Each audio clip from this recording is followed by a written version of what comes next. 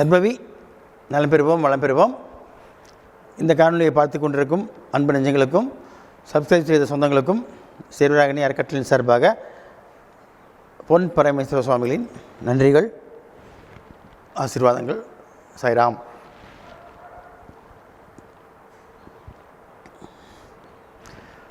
காற்றோடு காற்றாக கறந்த நமது கணக்கம்பட்டியாரை மீண்டும் காற்றிலேயே பார்த்த ஒரு அனுபவத்தை பற்றி இப்பொழுது நான் உங்களுக்கு சொல்லுகிறேன். காற்றில் தானங்க எல்லாமே இருக்குது இல்லைங்களா? ஸோ காற்றுங்கிறது என்ன அது? நிலம், நீர், நெருப்பு, காற்று, ஆகாசம். இந்த பஞ்சபூதத்தில் ஒன்று காற்றுன்னு நம்ம சொல்கிறோம். ஆனால் அந்த காற்று இல்லாமல் பாக்கி 4 பூதமும் வேலை செய்யாது. நெருப்புன்னு சொல்கிறோம். இப்போ நெருப்பு இல்லாமல் பாக்கி இருக்கிற அந்த 5வது பூதத்தில் அதை தவிர பாக்கி 4 பூதம் வேலை செய்யாது. எல்லாத்துக்கும் மேலே ஒவ்வொன்றும் இல்லாமல் ஒன்று இல்லாமல் மற்றொன்று இல்லைன்னு சொல்கிற அந்த சொல்லுக்கு ஏற்ற மாதிரி பஞ்சபூதமும் பார்த்திங்கன்னா ஒன்றோடு ஒன்று பின்னி பிணைந்துள்ளது.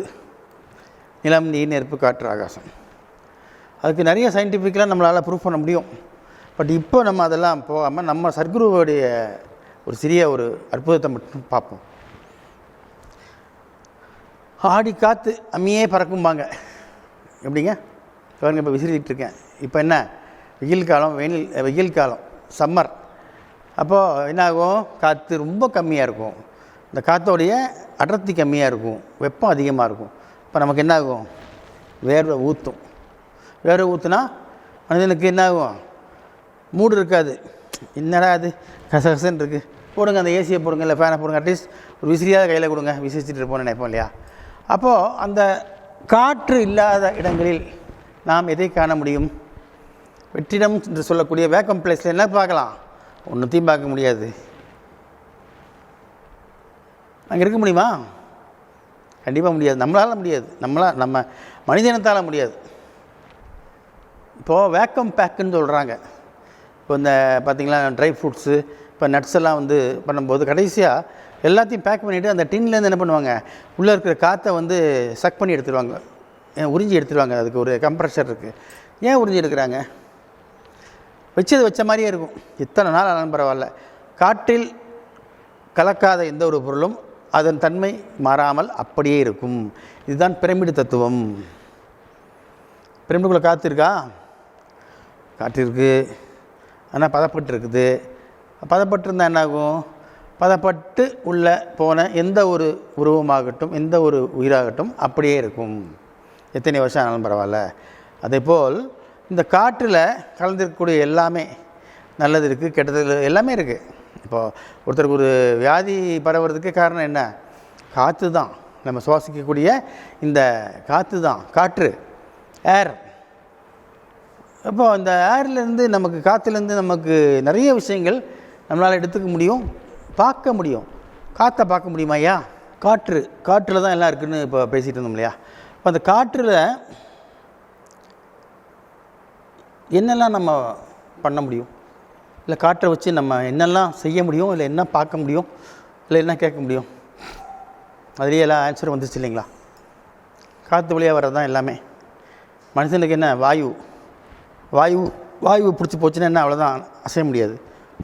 அதே வாயு நல்லபடி போயிட்டு இருந்துச்சுன்னா ஃப்ரீயாக இருப்பான். அதே போல் காற்றில் மிதந்து வரும் அலைகள் நம்மை தாளாட்டுகிறது. காற்றில் மிதந்து வரும் அலைகள் நம்மை கோபப்படுத்துகிறது. அதே காற்றில் வரக்கூடிய ஒலி அலைகள் நம்மை கண்ணீர் சிந்த வைக்கவும் செய்யும் அல்லவா?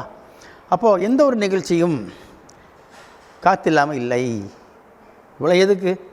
இந்த நிகழ்ச்சிகளை ஆடல் பாடலாக பார்க்குறோம், ஆடுவோம், பாடுவோம். எல்லாத்துக்கும் என்ன வேணும்? உடம்பில் ஜீவன் வேணும். சீவன் என்ன? ஜீவன்னா என்ன? வாசி வேணும். வாசி என்று வாசியை நாம் நோக்குகையில் என்னாகும்? வாசி சிவா நல்லா கவனிங்க. இப்போ இறைவனையே நம்ம வந்து உணர முடியும். வாசி என்ற சொல்லக்கூடிய நம்ம மூச்சு காற்றை நாம் கவனித்தோமையானால் என்ன நடக்கும்? அந்த வாசியில் வரக்கூடிய நல்லா கவனிச்சிங்க, சிவான்னு சொல்ல வார்த்தை வரும். ஜீவன் நமது அகவுடல், இதெல்லாம் புறவுடல். அகவுடல்னால் என்ன? உள் அமைப்பு.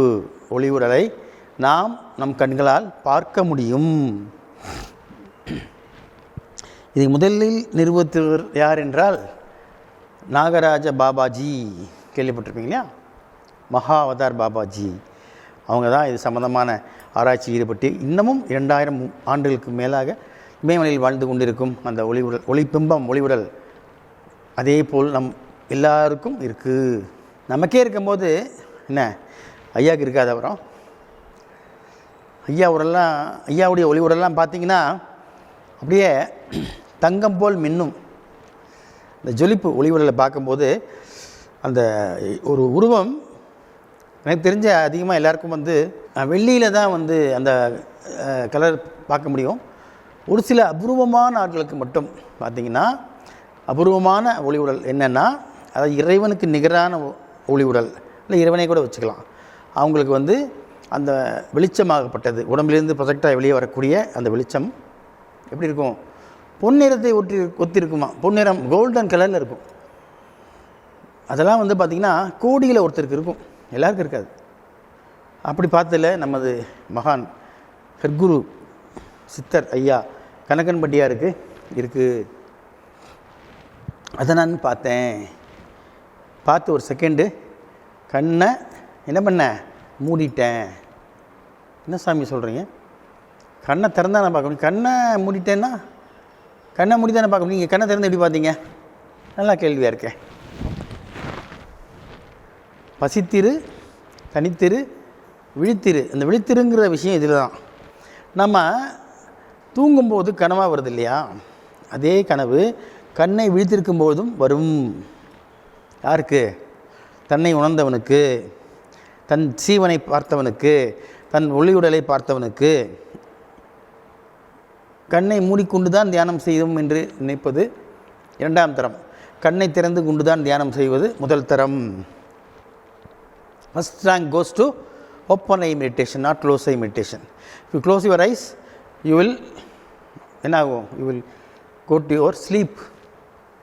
கண்ணை மூடி உட்காந்திங்கன்னா அதுவும் நல்ல சாய்மானம் இல்லாமல் உட்காரணும். இப்போ என்ன எல்லோரும் தியானம்னா உடனே போய் வரிசையாக செவுத்தில் சாஞ்சு உட்காடுறாங்களே, காரணம் என்ன? தூக்கத்தின் நிலை. நம்ம தண்டுவடம் ஸ்பைனல் கார்டு போய் எதுலையாவது ஒரு சாஞ்சிட்டோம்னா நம்ம என்ன ஆகும்? சுகவாசியாக மாறிடுறோம். ஸோ நம்ம பாடியில் கரண்ட் போகிற எர்த்தாயிருது. எர்த்தாச்சுன்னா என்ன ஆகும்? கரண்ட் பாஸ் ஆகாது, நம்ம கோமா ஸ்டேஜுக்கு போயிடுவோம். தூங்குனா தியானமா? சரியாக போச்சா? அது தியானம் அல்ல. தியானத்தை போன்ற, எப்படி சொல்லுவாங்கள்ல, உத்திராட்சம் பத்ராட்சம்னு. உத்திராட்சங்கிறது ஒரிஜினல். அதே போல் இருக்கக்கூடிய இன்னொரு மரத்து பேர் பத்ராட்சம்பாங்க. ரெண்டுக்கும் ஒன்றும் வித்தியாசம் கண்டுபிடிக்க முடியாது. அப்போ எப்படி சாமி கண்டுபிடிக்கிறது? உபயோகப்படுத்தினா தெரியும்.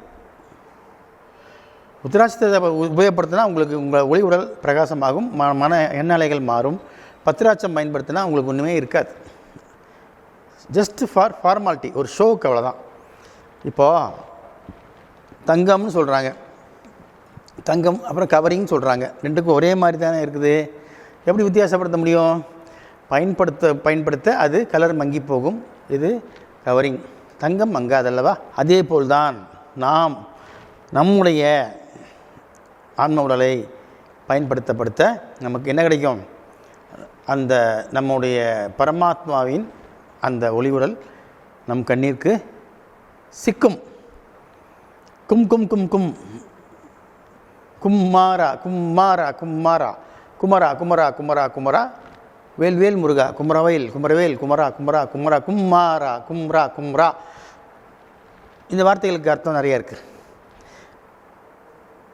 தியானத்தில் இப்படி ஒரு வார்த்தை, கும் கும்பரா கும்மரா குமாரா குமரா குமரா குமரா குமரா குமாரா கும்மாரா கும்ரா ரா குமாரா ரா கும்ரா கும்ரா கும்ரா கும்ரா கும்ரா ராம் கும்.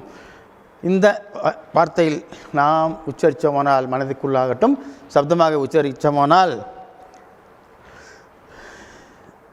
முருகவேல் மயில் மேல் பறந்து உன்னிடம் நிற்பார். என்ன அதுக்காக சொல்கிறியா? எப்படி சாமி இதெல்லாம் சாத்தியம்? இப்போ அவனை சீனிவாசன்னு பேர் வச்சுருக்காங்க. சீனு செல்லக்குட்டி, சீனு வாடா ராமி, வாடா ராஜா, வாடா தங்கம், சீனு குட்டி அப்படின்னு என்ன ஆகும்? எங்கே இருந்தாலும் ஒடியாந்துருவே இல்லை. சீனு வாடா இங்கே, வாடா இங்கே சீனு, சீனிவாசா வாடா இங்கேனா வருவியா? வரமாட்டேன். ஏன்? அந்த செல்லமாக கூப்பிட்றது. இப்போ குமரன், முருகன், சரவணன் அப்படின்னு சொல்ல விட குமாரா, கும்ரா, கும்ரா, கும்ரா, ரா கும்ரா, கும்ரா, கும்ரா, கும்ரா, குமரா, கும்ரா, குமரா, குமுறுகிறான் என்று சொல்கிறத விட குமரா என்ற வார்த்தைக்கு சக்தி அதிகம். சரஹணபவ சுப்பிரமணியம், வனசரபவ சுப்பிரமணியம், ரவண சுப்பிரமணியம், 6 எழுத்தை மாற்றி மாற்றி சொல்கிறது, சதாட்சரம் சொல்லுவாங்க. அப்போ அந்த வார்த்தைகள் நாம் சொல்லும் பொழுது நமது ஒளிகுரலை நாம் காண முடியும். ஒளிகுரலை பார்த்து என்ன சாமி பண்ணுறது? ஒளி கிடைக்குமா வாழ்க்கையில்? என்ன ஒளி என்ன கேட்குறாங்க? பணம் பாதா வரைக்கும் பாயும், பணம் பத்தும் செய்யும், பணத்தை பார்த்தால் பணம் வாயப்படும், இதெல்லாம் இருக்குது. உண்மை தானே? ஆமாம், கண்டிப்பாக உண்மை தான். இந்த உலகத்துக்கு இதெல்லாம் உண்மை தான். அப்போது அந்த ஒளி உடலையும் நாம் பார்க்க பழகிவிட்டால் நாம் எல்லோருடைய ஒளி உடலையும் பார்க்க முடியும்.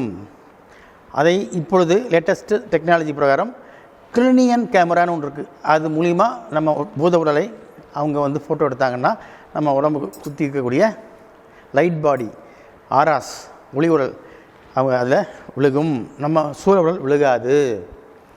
அதை வச்சு உனக்கு என்ன பிரச்சனை இருக்குது, எவ்வாறு நீ எப்படி இருக்க போகிற எல்லாம் வரும். அது ஒரு சப்ஜெக்ட், சரிங்களா? அது வந்துட்டு போட்டோம்.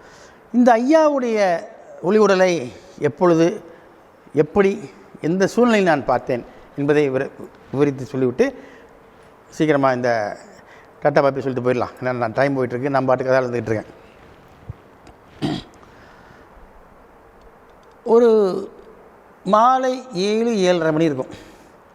நான் அந்த ஜக்கம்மா சமாதிக்கிட்ட உட்காந்து அந்த ஊஞ்சல் போட்டிருப்பாங்க, அந்த அம்மா ஆடுற மாதிரி, அந்த ஊஞ்சல்கிட்ட அப்படியே கீழே துண்டை விரித்து உட்காந்து தியானம் பண்ணிருக்கேன். எப்படி? கிழக்கு நோக்கி, இல்லை சாரி மேற்கு நோக்கி தான், அம்மா பார்த்து தான். அம்மா கிழக்கு பார்த்துருக்காங்க, நான் மேற்கை பார்த்து அம்மா ஜக்கம்மா, ஜெய் ஜக்கம்மா அப்படின்னு சொல்லிவிட்டு கண்ணை திறந்து அம்மா சிலையை பார்த்து என்ன பண்ணுறேன்? தியானிக்கிறேன். நான் என்ன போகிறேன்? எங்கே இருக்குது? நம்ம ஐயா பழனிசாமி ஐயா மூலிகை மேலே இருக்குது, கனகம்பட்டியார் மேலே இருக்குது. ஆனால் இங்கே உட்காந்து இந்த அம்மா பார்த்து தியானம் பண்ணுறேன். தியானம் பண்ணிவிட்டு சடனாக எனக்கு என்னமோ ஒரு பக்கத்தில் என்னமோ தெரியுது, அதை பாடுறா அப்படின்னு சொன்ன மாதிரி என் காதில் கேட்குது. அது என்னுடைய மனப்பிராந்தி என்னமோ அது இல்லை. பக்கத்தில் எங்கே போய் பார்க்குறது? இந்த பக்கம் கோயில், இந்த பக்கம் சும்மா அந்த தோட்டங்கள் இருக்குது. சரி, மேலே தான் பார்ப்போமே. கரெக்டாக அந்த கும்பம் மேலே இருக்கு இல்லைங்களா, கோபுர கும்பம், அதுக்கு மேலே அப்படி பார்க்குறேன். ஒரு செகண்டில் நான் மிரண்டு போயிட்டேங்க. இந்த சினிமாவில் காமிப்பாங்க பார்த்தீங்களா, அப்படியே பேய் இந்த கோஸ்ட்டில் வேகமாக ஊன்னு வருதுன்னு பார்த்தீங்களா, அப்படி அந்த மாதிரி எனக்கு ஐயாவுடைய ஒரு காட்சி. என்னடா இது இப்படி பறந்து வர மாதிரி இருக்கே, இருந்தாலும் பயத்தில் அப்படியே கூனி குறுகி போய், சாமி அது என்னென்னா நம்மளை ஒன்றும் பண்ணிடாதீங்க சாமி, வர்ற ஸ்பீட், அதாவது எப்படி ஃப்ளைட் லேண்ட் ஆகும் பார்த்தீங்களா, அந்த மாதிரி ஐயாவுடைய அப்படி அந்த ஒரு ஜிஜாண்டிக்காக இருக்குதுங்க. இப்போ வானத்தில் போய் நம்ம ஒரு உருவத்தை பார்க்குறோம்னா அதோடைய அளவு என்ன சொல்ல முடியும், சைஸ் என்ன சொல்ல முடியும், ஒன்றுமே சொல்ல முடியாது. அப்நார்மலாக இருக்கும். இப்போ அவ்வளோ பெரிய மூஞ்சி, அவ்வளோ பெரிய உடம்பு, அப்படியே வேகமாக வருது முன்னாடி. நம்ம மேகம் வந்து வரதை பார்த்தாலும் பயந்துடும் இல்லையா? இப்போது நம்ம ஐயாவுடைய உருவம் வேகமாக வருது. சாமி என்னை ஒன்றும் பண்ணிடாதீங்க, பயம். என்ன ஒன்றும் பண்ணிடாதீங்க, அவ்வளோதான். பயம் வருது. ஏன்னா வர்ற ஸ்பீடு எப்படி, அதுக்கும் சிரிப்பு தான் ஐயா. அது பார்த்திங்கன்னா இப்போ தான் இந்த laser light, laser print out என்னெல்லாமோ வந்திருக்குது, கம்ப்யூட்டரைஸ் பிரிண்டிங், அது இதெல்லாம் அவ்வளோ தெளிவாக. ஹேர்லைன் கூட சொல்லுவாங்களே என்னமோ கேமராம்பாங்க, அதெல்லாம் எடுத்திங்கன்னா எத்தனையோ டிபிஆர்டிஎம்னு சொல்லுவாங்க, அதெல்லாம் பார்த்திங்கன்னா அவ்வளோ பவர்ஃபுல்லாக இருக்கும் இப்போ. ஆனால் இதெல்லாம் அப்போ பார்த்திங்கன்னா தெளிவாக இருக்குது. அப்படியே என்ன சொல்கிறது, 3D பிக்சரில் எப்படி நான் சொன்னேன் இல்லைங்க, ஒரு காலத்தில் இந்த மைடியர் குடிச்சாதான் படத்தில் திராட்சைப்பழம் முன்னாடி ஆடுற மாதிரியும் ஐஸ்கிரீம் மேலே ஊற்றுற மாதிரி வந்து சொல்லுவேன். அதே போல் ஐயாவுடைய உருவம் பக்கத்தில் அப்படியே தொடுற மாதிரி வருது. அப்படின்ட்டு பெரிய கும்பிட போட்டேன். சாமி என்னை காப்பாற்றிருங்க, நீங்கள் எனக்குள்ளே இருக்கிறீங்க சாமி, என்னை பயமுறுத்தாதீங்க அப்படின்னு ஒரு கமெண்ட் கொடுக்குறேன். அதுக்கு பயங்கரமாக சிரிப்பு. ஒரு வாரமாக அவர் மார்க்கமாக அவர் சிரிப்பை தனிங்க. அவர் சிரிச்சு ஒரு மாதிரி ஒரு கோணலாக வச்சு சிரிப்பார் வாயை. பார்த்தா நம்மளை அப்படி கிண்டல் பண்ணுற மாதிரி இருக்கும். அப்படி ஒரு என்ன சொல்கிறது, வில்லத்தனமான மூஞ்சி ஐயாவுக்கு சில நேரங்களில். சிரிச்சுட்டு, வாஸ்து என்னடா பயம் உனக்கு, நான் இருக்கும்போது உனக்கு என்னடா பயம் அப்படிங்கிற பேசுகிற மாதிரி எனக்குள்ள மைண்டுக்குள்ளே கேட்குது, மைண்ட் வாய்ஸ். நான் அதிர்ந்து போயிட்டேங்க. என்ன அங்கே அதுக்கு மேலே இருந்தால் சரி வராது அப்படின்ட்டு அப்படியே சாஷ்டாங்கமாக எந்திரிச்சு நமஸ்காரம் பண்ணிட்டேன். போதும், கண்டவர் விண்டதில்லை, விண்டவர் கண்டதில்லை, நான் இறைவனை பார்த்தது போதும், என்னுடைய வேலையை நான் பார்க்குறேன், எனக்கு உத்தரவு கொடுங்க சாமி அப்படின்னு ஒரு பயங்கலந்த மரியாதை ப்ளஸ் நான் போதும், இதுக்கு மேலே எனக்கு ஓவர்லோட் ஆகிடும். எப்படிங்க அமிர்தம் வந்து ஓரளவுக்கு, அமிர்தம் வந்து அளவுக்கு மிஞ்சினா அமிர்தமும் என்ன விஷமாக மாறும்.